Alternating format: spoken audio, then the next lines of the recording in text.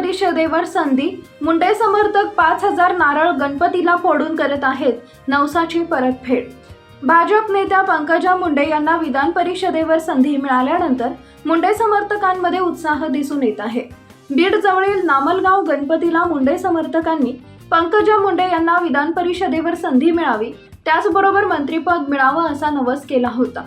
हा नवस पूर्ण झाल्यानं गणेश लांडे आणि गणेश पुजारी हे मुंडे समर्थक नामलगावच्या गणपतीच्या मंदिरात आले। यावेळी 5,000 नारळ फोडले जाणार आहेत। पंकजा मुंडे उमेदवारी अर्ज दाखल करतील तोपर्यंत हा नवस अशाच पद्धतीनं 5,000 नारळ फोडून पूर्ण केला जाणार आहे। आपला Vidarbha live bureau report Devanand Sanav. बॅनरबाजी केली होती, त्यानंतर आता तुम्ही नवस फोडताना त्यासाठी काय नेमके भावना आहे? बॅनरबाजी मी ताईचा लोकसभेला हा कमी मताने पराभव झालेला होता आणि त्यावेळेस मी असे एक वरिष्ठ नेतृत्वाकडे मागणी केली होती की काही कुठेतरी ताईचा राजकीय पुनर्वसन होण्यासाठी मी वरिष्ठ नेतृत्वाकडे बॅनरच्या माध्यमातून एक मागणी केलेली होती।